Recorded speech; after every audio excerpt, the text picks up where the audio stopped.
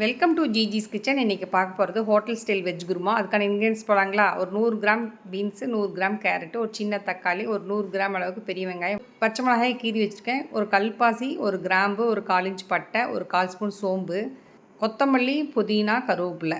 இப்போ அரைக்கிறதுக்கு சில பொருள் எடுத்து வச்சுருக்கேன்.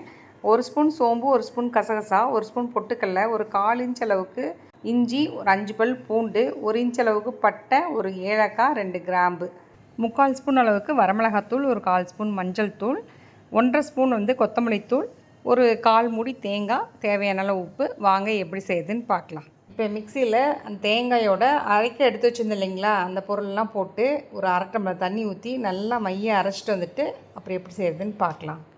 ஸ்டவ் ஆன் பண்ணி ஒரு குக்கர் வச்சுருக்கேன். ஒரு 4 டேபிள் ஸ்பூன் கடலெண்ணெய் ஊற்றிட்டு தாளிக்கு எடுத்து வச்சுருந்த சின்ன துண்டு பட்டை, ஒரு கிராம்பு, ஒரு கல்பாசி, 1/4 ஸ்பூன் சோம்பு, பச்சை மிளகாய் போட்டு ஒரு 1/2 நிமிஷம் வதக்கிட்டு வெட்டி வச்சுருந்த வெங்காயத்தையும் போட்டு நல்லா ஒரு வதக்குறோம்.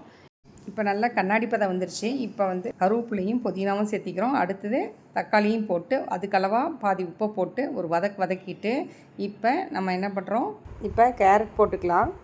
அடுத்து பீன்ஸையும் போட்டு ஒரு நல்லா ஒரு பிரட்டிட்டு இப்போ மசாலா பொருள் மஞ்சத்தூளையும் வரமிளகாத்தூளையும் போட்டு நல்லா ஒரு பிரட்டிட்டு மீதி இருந்த உப்பையும் போட்டுட்டு கொத்தமல்லி தூள் 1/2 ஸ்பூன் இருக்கு இல்லைங்களா, அதையும் போட்டு நல்லா ஒரு பிரட்டிட்டு அப்புறம் அரைச்சி வச்ச விழுதை நம்ம போட்டு அதோட ஒரு 4 டம்ளர் தண்ணி, கிட்டத்தட்ட ஒரு 1/2 லிட்டர் தண்ணி ஊற்றி இப்போ இந்த ஸ்டேஜில் உப்பு சரியாக இருக்கான்னு பார்த்துக்குங்க. குக்கரில் விசில் வேகமான தீயிலே 2 விசில் விட்டுட்டு இறக்கி வச்சுட்டு பார்க்கலாம். இப்போ குக்கர் ஓப்பன் பண்ணி பார்க்கலாம். நல்லா எண்ணெய் பிரிஞ்சு நல்லா வந்திருக்கு. கொத்தமல்லி தூவி இறக்கிடலாம். உங்களுக்கு நான் பரிமாறிட்டு காமிக்கிறேன்.